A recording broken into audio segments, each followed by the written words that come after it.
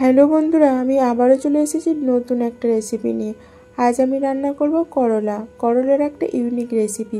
তো এখানে আমি 1 মগ জল নিয়ে নিলাম। জলের মধ্যে দিয়ে দিলাম লবণ আর হলুদ। এরপর জলটা আমি এভাবে নাড়াচাড়া করে পুরোটাই গুলিয়ে দেব। তারপর এখন আমি এই করলাগুলোকে কেটে নেব। করলাগুলো যেহেতু মোটা শুদ্ধই আছে, আর পিছন দিকটা এভাবে কেটে নেব। 4 ভাগে ভাগ করে সরু সরু করে কেটে দেব, কিন্তু পুরোটা কাটবো না, আপনারা দেখেই বুঝতে পারছেন। কেটে দেওয়ার পর ভিতরে থাকা বীজগুলো আমি এই রকমভাবে ঠিক আঙুলে করে প্রেস করে করে সমস্ত বীজগুলো কিন্তু ফেলে দেব। এই দেখুন, এইভাবে সমস্ত বীজগুলো কিন্তু ফেলে দেব। এই যে একদিক থেকে প্রেস করে নিয়ে আসলে এইভাবে খুব সহজেই খুলে আসবে। আর সমস্ত বীজগুলো ফেলে দেওয়ার পর এই দেখুন, ঠিক খালি একটা ফুলের মতো দেখতে লাগবে। রান্নার পরে বীজগুলো আর বেরিয়ে আসবে না, দেখতেও খারাপ লাগবে না, আর খেতেও কিন্তু ভালো লাগবে। এইভাবে সমস্ত করলাগুলোই আমি এখন কেটে নেব। কেটে নেওয়ার পর সমস্ত করলাগুলোই এখন আমি এই লবণ হলুদ দেওয়া জলের মধ্যে ডুবিয়ে রাখবো মিনিট 15 মতো। এর ফলে কি হবে, করলার যে তিতা ভাবটা সেটা অনেকটাই নষ্ট হয়ে যাবে, আর যদি কোনো জীবাণু টিবাণু থেকে থাকে সেটাও কিন্তু নষ্ট হয়ে যাবে। এরপর আমি কিছুটা মশলা করে নেব। মশলা মানে দেখুন, আদা, টমেটো আর কাঁচা লঙ্কা। টমেটোগুলো পেস্ট না করলেও হয়তো দিয়ে দেওয়া যেত, কিন্তু এইভাবে পেস্ট করে নিলে করলার যে তিতাটা সেটা অনেকটাই কিন্তু নষ্ট হয়ে যাবে এই টমেটোর কারণে। তো দেখুন, আমার মশলাগুলো মিহি করে পেস্ট করে নেওয়া হয়ে গেছে। এখন আমি একটা জায়গার মধ্যে তুলে নিচ্ছি। এখন 15 মিনিট ওভার, তাই লবণ হলুদ জলে ডোবানো যে করলাগুলো এইগুলো আমি এখন তুলে নেব। এইভাবে জল ঝরিয়ে ঝরিয়ে তুলতে হবে, যতটা সম্ভব শুকনো তোলা যায়। তারপরেও আপনারা টিস্যু দিয়ে মুছে নিতে পারেন, তবে সব সময় তো এত অল্পই আর রান্না হয় না। যখন অনেক বেশি হবে তখন তো আর টিস্যু বা কাপড় দিয়ে মুছে নেওয়া পসিবল নয়। তো সেই কারণেই বলবো, জল ঝরানোর জন্য কিছুটা সময় রেখে দিলেই জল অটোমেটিকলি উবে যাবে। তখন কিন্তু আপনারা খুব সহজেই এটা রান্না করতে পারবেন, বা রান্না করতে অনেকটা সুবিধা হবে।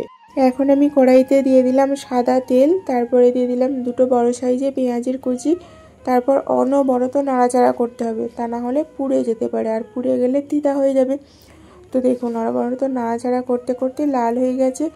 তবে এক্ষেত্রে আরও একটা কথা বলে রাখি, যে পেঁয়াজ ভাজার সময় অবশ্যই খেয়াল রাখতে হবে পেঁয়াজটা লাল করার যতটা এক্সপেকটেশন তার ঠিক একটু আগে থেকেই তুলতে আরম্ভ করতে হবে, তা না হলে অনেকটা পুড়ে যাবে তুলতে তুলতে, অথবা তোলার পরেও যতক্ষণ গরম থাকে ততক্ষণ কুক হয়, সেই কারণে অতিরিক্তই লাল হয়ে যাবে।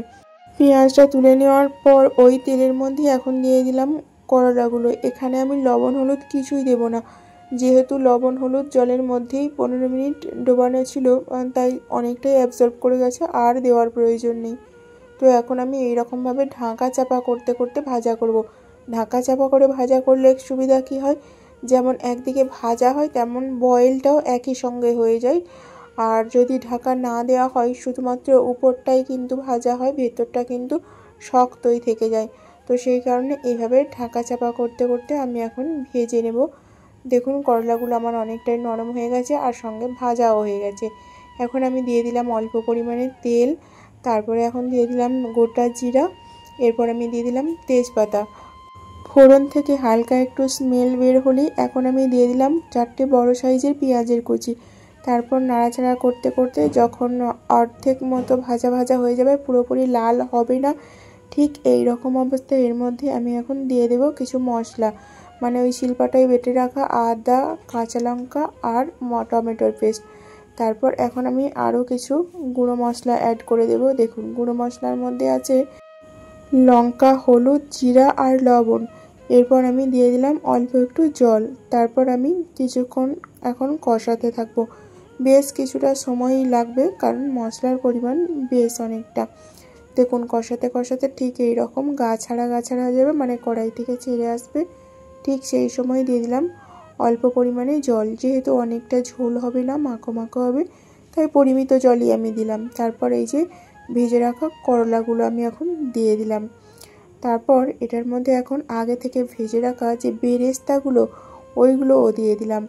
তবে এখানে বলে রাখি, এখানে অল্প চিনিও অ্যাড করা যেতে পারে, কিন্তু আমি অ্যাড করব না, কারণ পেঁয়াজটা যেহেতু দুবার দেওয়া হয়েছে সেখানেই অনেকটা মিষ্টি হয়ে যাবে। আর যেহেতু উচ্ছের তরকারি আর চিনি দেওয়ার প্রয়োজন নেই। তো দেখুন আমার রেসিপিটা কমপ্লিট। তো আপনাদের কেমন লাগলো অবশ্যই কমেন্ট করবেন। আর রেসিপিটার স্বাদ বুঝতে হলে অবশ্যই ফলো করে একদিন বাড়িতে বানিয়ে নেবেন। সুস্থ থাকবেন, ভালো থাকবেন বন্ধুরা। আজ তাহলে আসি, আবারও দেখা হবে পরবর্তী ভিডিওতে নতুন একটা রেসিপির সঙ্গে।